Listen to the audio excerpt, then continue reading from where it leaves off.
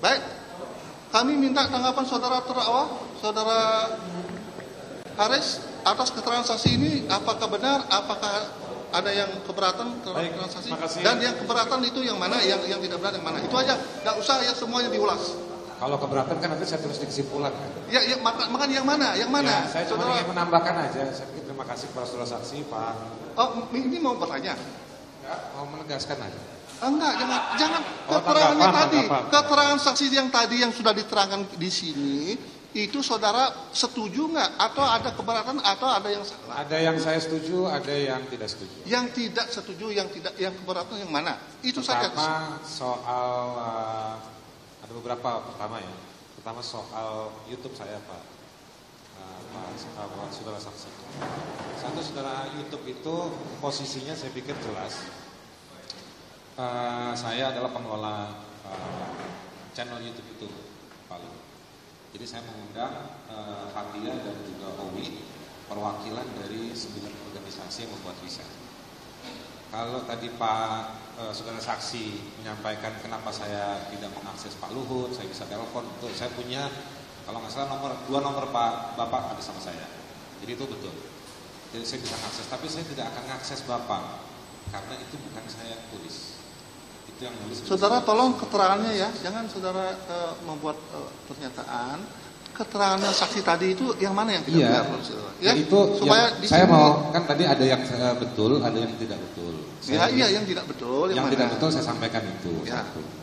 Yang kedua soal penjahat dari semenjak awal surat somasi tidak ada kata soal tuduhan penjahat. Yang ketiga soal sekolah. Saya sekolah di 4 universitas. Ambil hukum, ambil sosiologi, ambil filsafat, ambil hak asasi manusia. Alhamdulillah 3 bayar sendiri, yang 1 beasiswa. Jadi saya tidak pernah kuliah di Harvard atau dibayarin oleh saudara saksi. Yang ketiga soal saya minta saham. Saya sebetulnya keberatan, bahkan semenjak ini karena dipasang live, HP saya banyak dapat serangan orang ngeledekin saya nggak tahu kenal siapa. Tapi intinya begini, Pak Ketua Majelis Hakim. Waktu saya menghubungi Pak Luhut Binsar Panjaitan, saksi kita sore ini, itu jam 5 pagi kalau nggak salah. Saya telepon Bapak. Jam 5 pagi saya minta waktu karena saya sebagai kuasa hukum masyarakat adat yang nama organisasinya yayasannya Sinwarok. Orang-orang di Amungme yang tadi Pak Luhut bilang sudah saksi betul. Itu yang hidup di sekitar wilayah lokasi tambang Freeport. Kenapa saya hubungi Pak saudara saksi waktu itu? Karena saudara saksi adalah Menko Marves yang kurang lebih setelah saya pelajari bertanggung jawab untuk proses divestasi saham Freeport ke Indonesia. Saya sebagai kuasa hukum masyarakat adat ketemu situasi bahwa belum ada peraturan daerah untuk memastikan pembagian saham. Bukan saya minta saham, saya juga ngerti hukum. Dan saya memastikan itu. Makanya setelah kita upaya di level bupati, kabupaten ini tidak berhasil, maka saya bilang sama klien saya, mari kita datang ke Pak Menko Marves. Mereka bilang, Pak Haris kenalkah? Kenal. Saya coba informal. Nah, itu yang saya lakukan. Dan betul saya diterima baik. Saya nama Pak Lambok, ada di belakang Pak Lambok tuh. Pak Lambok kita duduk ditemani sama Pak Jody. Betul tadi saudara saksi bilang. Jadi memang kapasitas saya itu bukan saya minta saham. Itu kan divestasi jadi tidak benar saudara minta saham, ya? Itu kan sahamnya BUMN. Jadi kalau saudara jaksa penuntut umum mencoba mengaitkan hal tersebut, yang mana sayangnya tidak ada di berita acara pemeriksaan di kepolisian materi ini untuk seolah-olah mau membongkar motif, saya mau bilang mohon maaf, Anda belum beruntung untuk mendalilkan bahwa saya punya motif seperti itu. Jadi saya betul peristiwanya dan sampai sore hari saya tambahkan Pak Luhut, Pak Saksi. Pak Luhut jam 6 sore telepon saya. Dia sampaikan itulah Haris, nggak susah, nggak mudah urus orang Papua. saya tambahkan. Bahwa saya pernah ke rumah Pak Luhut, betul.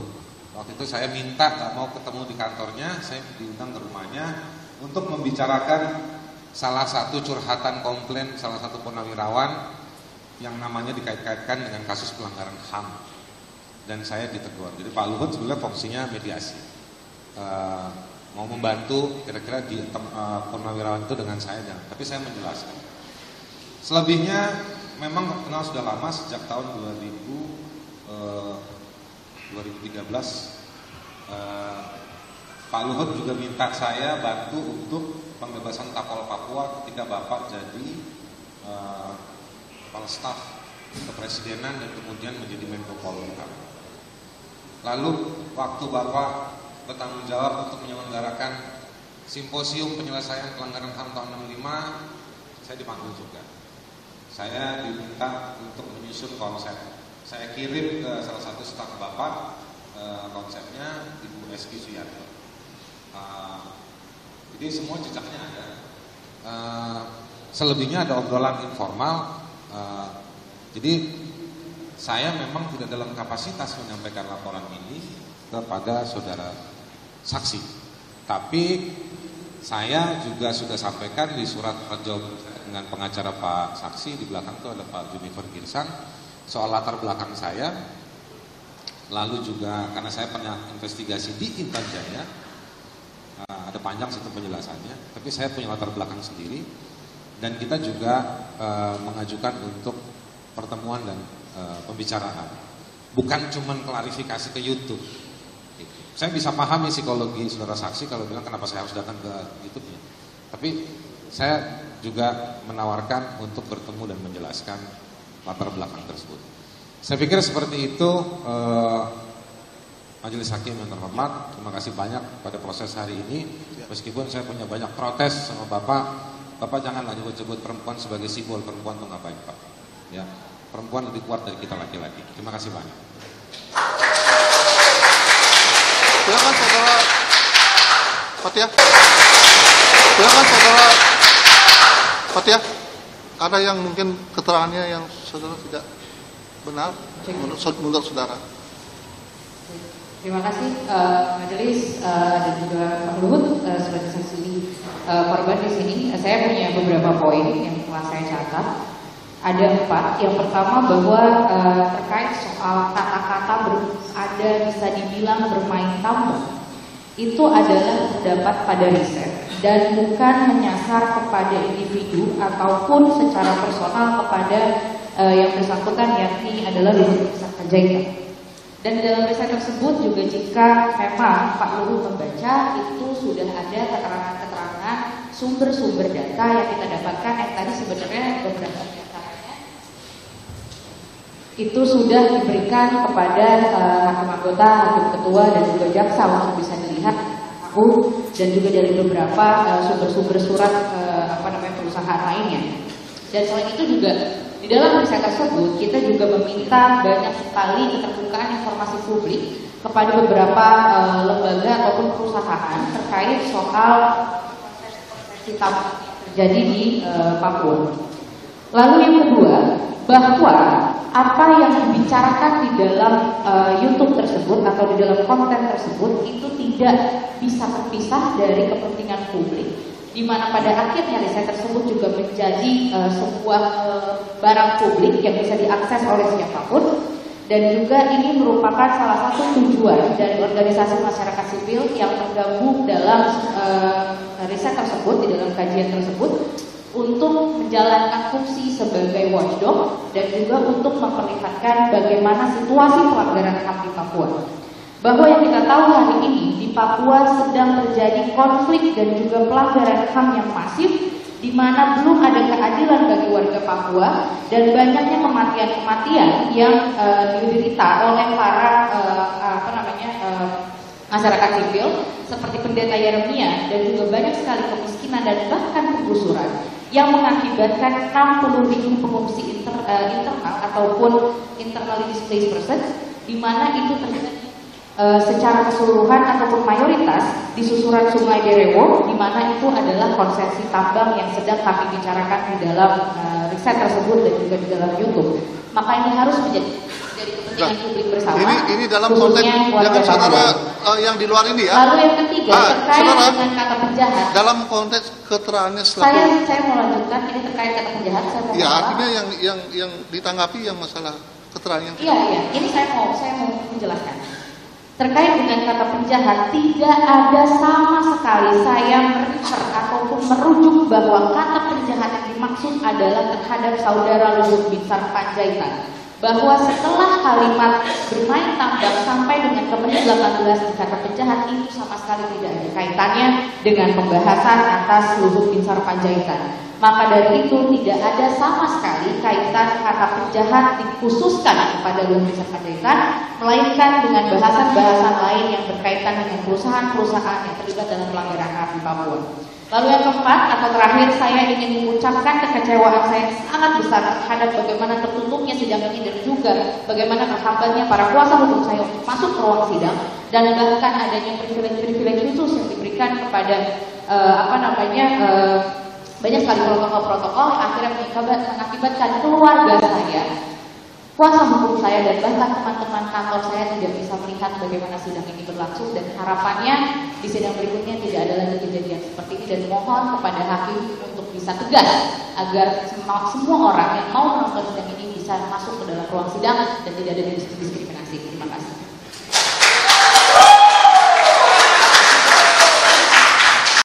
Sebelum persidangan ini kami akhiri, kami tidak akan memaksa untuk saudara Haris maupun saudara Fathia.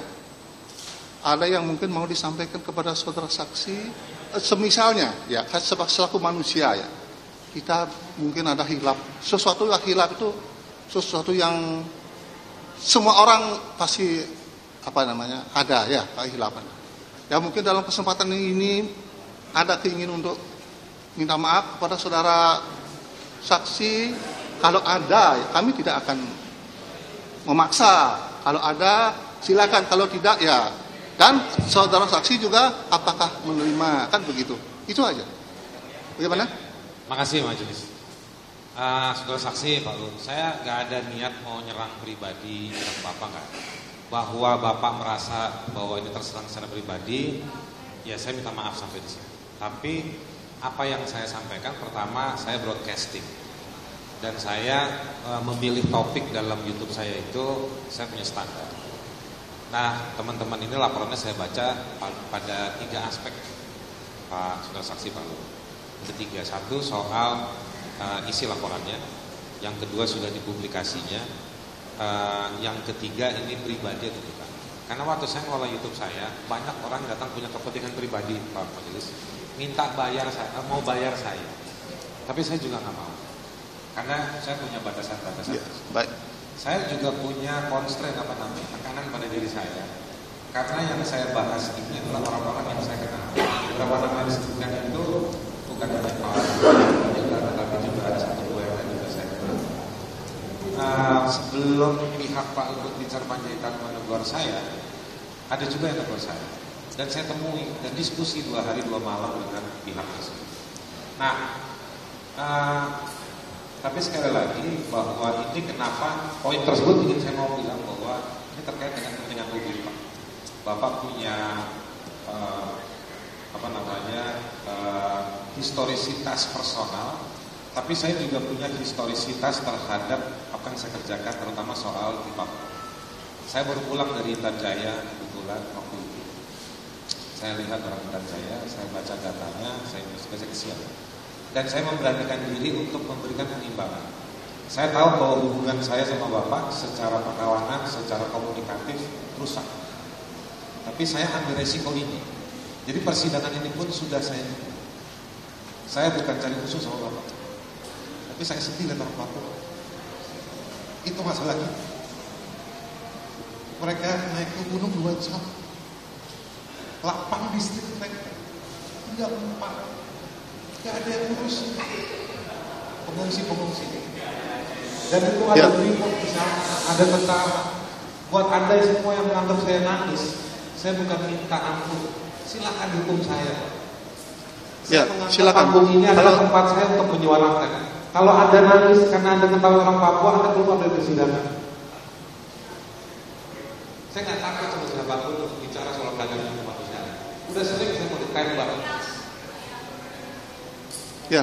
Jadi yang berani itu bukan cuma tentara.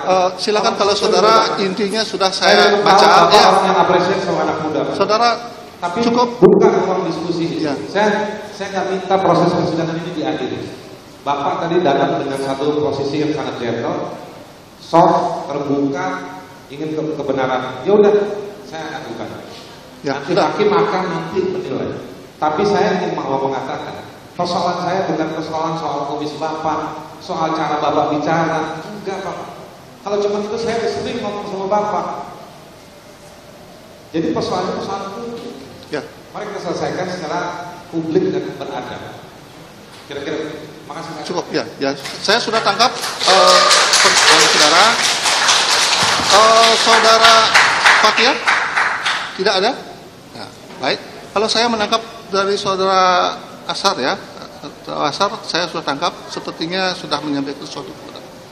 Kalau saudara merasa mungkin bagaimana hilaf, ataukah saudara mau menyalami Pak Luhut? Tetapi ingat, hal apa yang disampaikan saudara ini tidak akan, saudara saksi ya, tidak akan mengurangi proses hukum ini. Masih seperti tidak akan mengurangi, ya. Nah, nanti ada pertimbangan begitulah, ya, untuk saudara. Bagaimana? Tidak mau menyalami?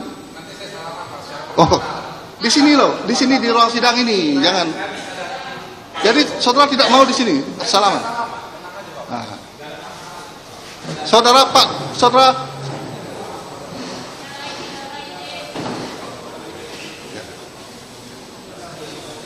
Ya, sudah. Ya, sudah.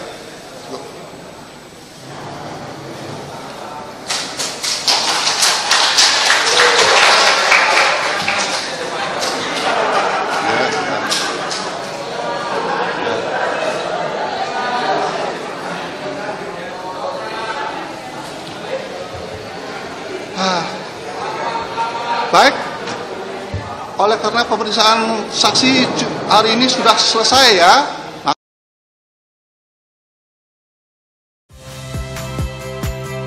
Saya Magister Tarigan. Saksikan program-program Kompas TV melalui siaran digital, pay TV, dan media streaming lainnya. Kompas TV, independen, terpercaya.